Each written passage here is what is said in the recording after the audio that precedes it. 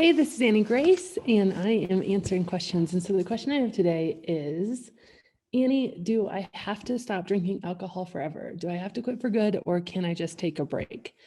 And this is not a clear cut and dry answer. Now, there's definitely groups of people that will tell you, or based on their experience, that really quitting forever is the only answer. It's the only way to find freedom. And in my experience of watching literally tens, hundreds of thousands of people go through the alcohol experiment, which by the way is always free at alcoholexperiment.com, and take a break, take a 30-day break, which is what the alcohol experiment is. And almost 200,000 people have gone through that. And so based on, this very large sample size, what I have seen is that it depends a lot where you are in your journey. There are huge benefits to actually questioning your drinking sooner than later. Huge benefits. So if you imagine that it's sort of like a spectrum, right? And on this spectrum is someone who's never drank on the one side, or who just only has a glass of wine at a wedding, every few years. And then on the other side, it is somebody who's drinking every single day, who may be going on multi-day benders, who, in some cases, and this is the most heartbreaking stage of addiction, is literally drinking to make themselves sick. And then after they're sick, drinking more just to pass out and become unconscious again, to wake up and drink more and feeling absolutely stuck. And so if you imagine this as a spectrum, the people who I have seen who have taken a break and then gone back to occasional drinking have been on the edge of the spectrum, where they are just starting to question their relationship with alcohol. They're wondering if their drinking is maybe not healthy, or maybe they're drinking a bit too much, but they're still not yet drinking every single day. They haven't tried multiple times to stop or let go of drinking.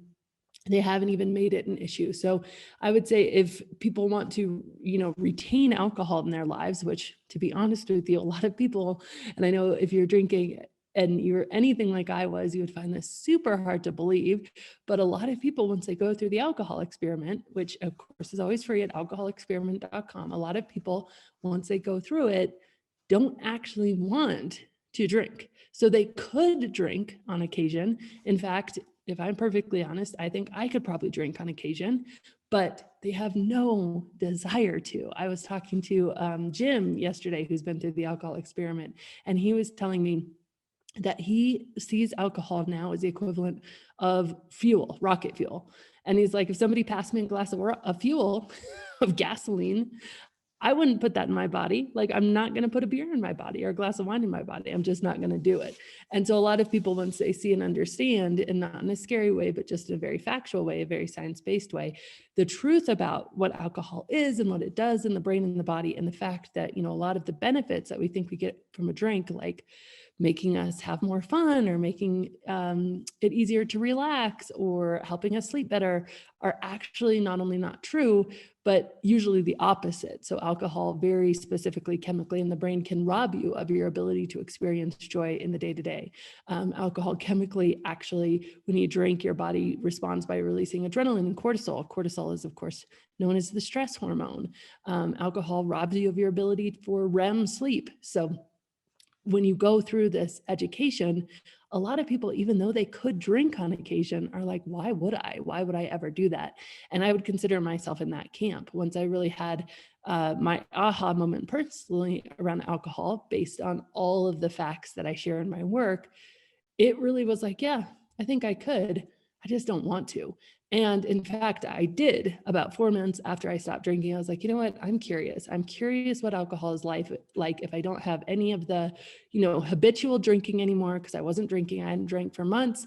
I'm curious what it's like if it's not sort of scratching the itch that the last drink created, because every single time you drink, your body is keyed in to drink more and drink next time. And it's this very cyclical thing. So I said, I'm just curious. I'm just curious about what it is and how it feels. And so I actually filmed myself getting drunk, and I drank. I planned to drink 2 bottles of wine. I only drank 1 before I was plenty drunk, almost sick. And I put the whole thing on film. If you actually join the alcohol experiment, I share that video with you on day 28, the very edited down version. It was originally about 4 hours of film. But the point is that, yeah, I could drink and then not drink again.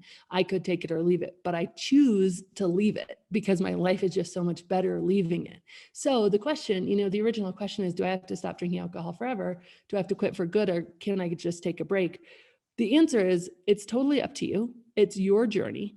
It is so much better to dip a toe into this, to find out some of these facts around alcohol. We know more about the side effects on Tylenol or Advil than we do on alcohol. We just are more educated and perhaps more cautious about even putting over-the-counter drugs into our bodies than we are about putting alcohol into our bodies. And so I feel like it's great. We owe it to ourselves to become educated. And then once you do, the question might change from, oh, well, do I have to quit forever, to like, oh my gosh, like, why would I ever do it again? But it's from this peaceful way, even inherent in this question. Again, the wording is, do I have to quit for good, or can I just take a break? Is this inherent belief that alcohol is beneficial, that it's something you would want to be doing, and it's something that provides a benefit, and you desire it because you believe it provides a benefit. And I say believe it provides a benefit because once you understand it and really understand and even do some self-experimentation in yourself, drinking in different situations or circumstances like I did, you come to this place where you're like, oh my gosh, like, it's not that I don't get to drink, it's that I don't have to drink. Like, I never have to put that in my body. I can actually make the choice not to, and reap all of the incredible benefits of never doing it again. Now, that being said, there are certainly people who go through the alcohol experiment, take a break for 30 days, radically change their relationship with alcohol, radically change their drinking habits, but still drink. Now, it's occasional or at a level that is good for them.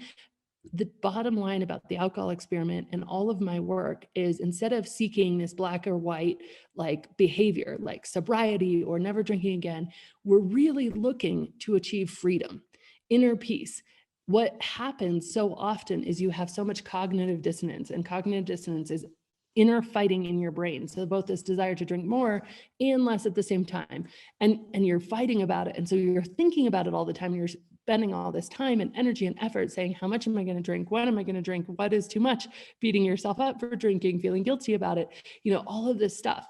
And the goal with my work is to come to a place of peace where alcohol feels small and irrelevant, and about as important to you as maybe something else you only do on occasion. And then making a decision from that mindset, do I want to do it on occasion or not? And that is totally okay either way. And again, there's people who do both. Very happy, humongous success stories of people who do both. Never drink again, drink on occasion. They don't measure it by their behavior anymore. They measure it by, do they feel at peace? Do they feel free? Do they feel like they're in the driver's seat instead of alcohol being in the driver's seat? And that is really the place of freedom that they enter into. So again, there's no hard and fast rules here. It's really about finding what works for you, finding freedom, but also educating yourself so that because the truth is, you don't even ask a question like, do I have to give it up forever, if it's something you don't even want to do, or something you don't desire, or something you don't see as a benefit. And so once you educate yourself, and again, not in a scary way, but just in a way that says, okay, what is this stuff that I'm putting into my body? What does it do? How does it make me feel? Is it really true that it makes me as happy as I think it does? Is it really the joy juice, or is it really the duct tape that's keeping my whole life together and relieving my stress? And once you see it really clearly, you might surprise yourself, as so many thousands of people do, to say, that question is no longer even a question I want to ask, because it's just not relevant anymore.